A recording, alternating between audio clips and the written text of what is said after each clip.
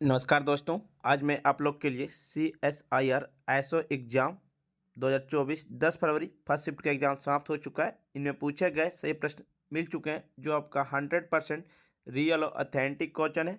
जिन्हें इसका PDF चाहिए वो हम टेलीग्राम या व्हाट्सएप ग्रुप पे जुड़ सकते हैं। डिस्क्रिप्शन लिंक दे दिया गया है, या आप हमारे व्हाट्सएप नंबर से PDF प्रोवाइड कर सकते हैं। पहला प्रश्न दिया गया था, छत्रपति शिवाजी का माता का नाम क्या है?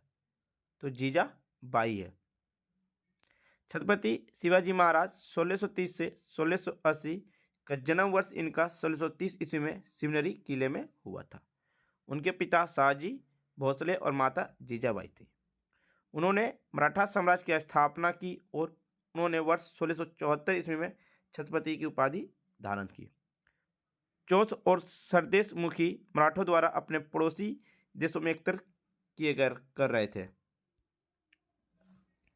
विश्व कप 2023 के सेमीफाइनल में भारत ने किस देश को हराया? तो न्यूजीलैंड को हराया था। मुंबई के वानखेड़े स्टेडियम में खेले गए सेमीफाइनल मैच में भारत ने न्यूजीलैंड को 70 रनों से हराया था। हम्पी किस साम्राज्य की राजधानी है? विजयनगर साम्राज्य की राजधानी है। तुंगभद्रा नदी के दक्षिण तट पर पुनर्जीवित हम्पी बाजार के समीप से 7वीं शताब्दी के विरूपाक्ष मंदिर है। हम्पी के दक्षिण पूर्व दरोजी भालू अभ्यारण्य भारतीय सुस्ती भालू का घर है। हम्पी 14वीं शताब्दी में विजयनगर साम्राज्य की राजधानी थी। विजयनगर या विजय का शहर एक शहर और एक साम्राज्य दोनों का नाम था। हम्पी को स्मारक को समूह के रूप में भी जाना जाता है। यह पूर्व मध्य कर्नाटक में स्थित एक यूनेस्को विश्व धरोहर स्थल में शामिल है। हम्पी के खंडहरों को 1800 में कर्नल कालिन मैकेंजी द्वारा प्रकाश में लाया गया था। उन्होंने ईस्ट इंडिया कंपनी के लिए वह काम किया था। 108 विश्व सम्मेलन की बैठक का केंद्रीय वित्त एवं कॉर्पोरेट कार्य मंत्री श्रीमती निर्मला सीतारमण ने मोरक्को में माराकेच में विकास समिति की 108वीं पूर्ण बैठक में विश्व बैंक के गवर्नर के रूप में भाग लिए थे।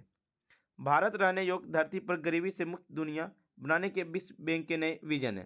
अत्यधिक गरीबी को खत्म करने और रहने योग्य धरती पर साझा समृद्धि को बढ़ावा देने के इसके नए मिशन का समर्थन करता है, जिसे विश्व बैंक को गरीब से लड़ने के साथ साथ वैश्विक चुनौतियों का समाधान करना का भी कठिन जिम्मेदारियां सौंपी गई थी। मीराबाई जन्मोत्सव कहाँ मनाया था? मथुरा में मनाया जाता है।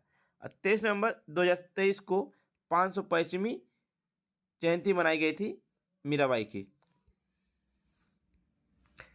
हरिसेन किस साम्राज्य के कवि थे? तो समुद्रगुप्त के दरबारी कवि थे। ये 4वीं शताब्दी के संस्कृत कवि, राजनीतिक और सरकार के मंत्री थे। पंजाब केसरी के नाम से कौन जाने जाते हैं? लाला लाजपत राय को पंजाब केसरी के नाम से जाना जाता है। वो एक प्रमुख स्वतंत्रता सेनानी थे। वो पंजाब नेशनल बैंक के संस्थापक के सदस्य भी थे। वह लाल बाल पाल की तिकड़ी के एक तिहाई थे। 1920 में कोलकाता अधिवेशन उन्हें भारतीय राष्ट्रीय कांग्रेस के अध्यक्ष के रूप में चुना गया था। फ्रंटियर गांधी, बादशाह खान, खान अब्दुल गफ्फार खान को जाना जाता है।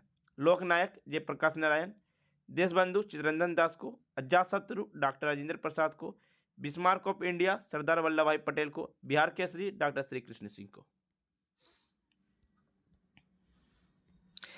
चीन की चाय पर EIC एकाधिकार किस अधिनियम के द्वारा समाप्त कर दिया गया? 1833 चार्टर अधिनियम ने चीन के साथ व्यापार में एकाधिकार और भारत में चाय के व्यापार में एकाधिकार आदि को समाप्त कर दिया। इस अधिनियम को सेंट हेलेना अधिनियम 33 के रूप में भी जाना जाता है। लॉर्ड विलियम बेंटिक भारत के पहले गवर्नर जनरल बने थे। 1939 में कांग्रेस मंत्रिमंडल से इस्तीफा देने का कारण क्या था? वायसराय लॉर्ड लिनिस्को द्वारा भारत को उसके लोगों को सहमति के बिना द्वितीय विश्व युद्ध में घसीटने की कार्रवाई के विरोध में कांग्रेस मंत्रालय ने अक्टूबर और नवंबर 1939 में इस्तीफा दिए थे।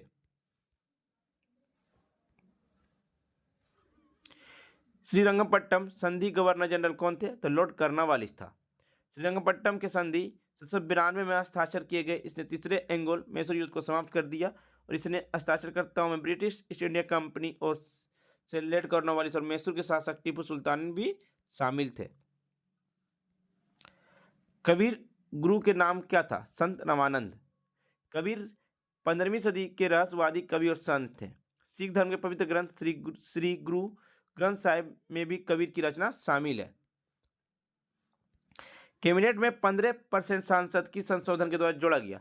51वें संविधान संशोधन 2003 में प्रावधानों के तहत प्रधानमंत्री सहित संपूर्ण मंत्रिपरिषद का आकार लोकसभा के सदस्यों की कुल संख्या 15% से अधिक नहीं होगी। इसका मतलब यह कि अधिकतम 81 मंत्री हो सकते हैं। और 92वें संविधान संशोधन के द्वारा 4 भाषाओं को जोड़ा गया था, बोडो, डोंगरी, मैथिली, संथाली। अभी वर्तमान में 8वीं अनुसूची में कुल 22 भाषा है।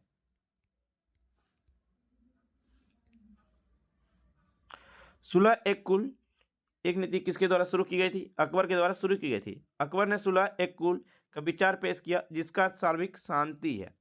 इसका उद्देश्य अकबर के राज में विभिन्न धर्मों के लोग के बीच भेदभाव करना नहीं था। अकबर के द्वारा दीन इलाही के रूप में विकसित किए गए नए धर्म की उत्पत्ति सुलह एक कुल में हुआ।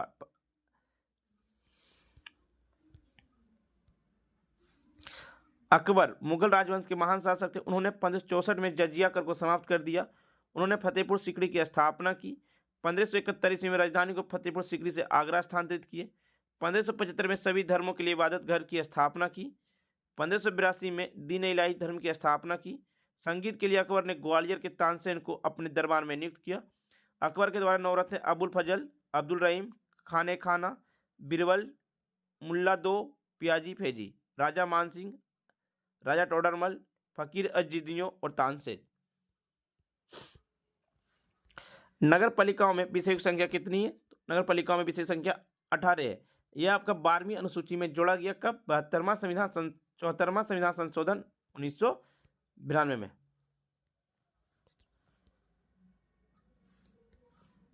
योजना आयोग की अवधारणा किस देश से लिया गया? रूस देश से लिया गया। 1950 में योजना आयोग की स्थापना की गई।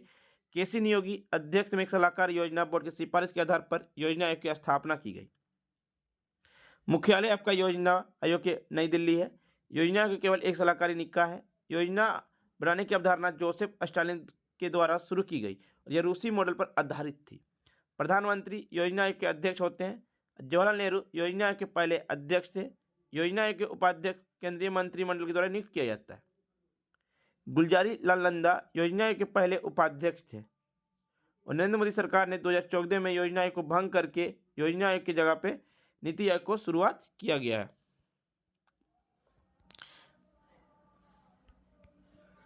पैरा ओलंपिक खेल कहाँ हुआ था? 13वां संस्करण मार्च 2022 में बीजिंग, चीन में आयोजित किया गया था। रूस 2014 में 11वां संस्करण में राष्ट्रपति व्लादिमीर पुतिन के द्वारा उद्घाटन किया गया। इटली 2006 में 9वां संस्करण के द्वारा राष्ट्रपति कार्लो अजीगिलो सिम्पी के द्वारा उद्घाटन किया गया। 2026 में 14वां संस्करण आगामी है। कोरिया 2018 में 12वां संस्करण राष्ट्रपति मून जे इन के द्वारा उद्घाटन किया गया था। एक है खुर्रम, किस राजकुमार के नाम से जाना जाता है? खुर्रम आपका शाहजहां के नाम से जाना जाता है। वह 5वें मुगल सम्राट थे जिन्होंने 1628 से 1658 तक शासन किया। उन्होंने अपने शासनकाल के दौरान प्रसिद्ध ताजमहल का निर्माण करवाए। उनके शासनकाल में मुगल वास्तुकला की ऊंचाई के प्रतिनिधित्व किया। लाल किला नई दिल्ली में, जमा मस्जिद नई दिल्ली में, मोती मस्जिद नई दिल्ली। बाबर भारत में मुगल साम्राज्य के संस्थापक था। उन्होंने 1526 ईस्वी में पानीपत की पहली लड़ाई में इब्राहिम लोदी को हराया था और मुगल साम्राज्य की स्थापना हुआ। प्रसिद्ध शासक हैं बाबर, हुमायूं, अकबर, जहांगीर, शाहजहां और औरंगजेब।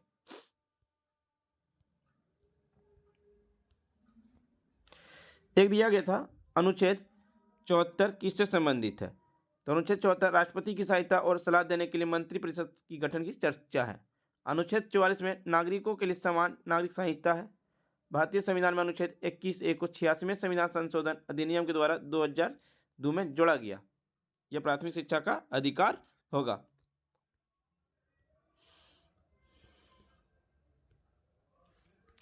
संविधान सभा में कितने प्रतिशत कांग्रेसी थे? ऑप्शन में था 60%, 70%, 82%, 91%। संविधान सभा में कांग्रेस के 82% सदस्य थे। प्रक्रिया के नियमों की समिति के अध्यक्ष थे राजेंद्र प्रसाद। राष्ट्रीय ध्वज पर तर्क समिति के अध्यक्ष थे राजेंद्र प्रसाद। संविधान सभा के कार्यों पर समिति थे जीवी मावलंकर। मौलिक अधिकार, अल्पसंख्यक और जनजातीय बहिष्कृत क्षेत्रों पर सलाहकार समिति वल्लभ भाई पटेल थे। अल्पसंख्यक उप समिति के अध्यक्ष HC मुखर्जी थे। मौलिक अधिकार उप समिति JB कृपलानी थे। संघ शक्ति समिति के जवाहरलाल नेहरू थे। केंद्रीय संविधान समिति जवाहरलाल नेहरू थे। मसौदा समिति के अध्यक्ष BR अम्बेडकर थे।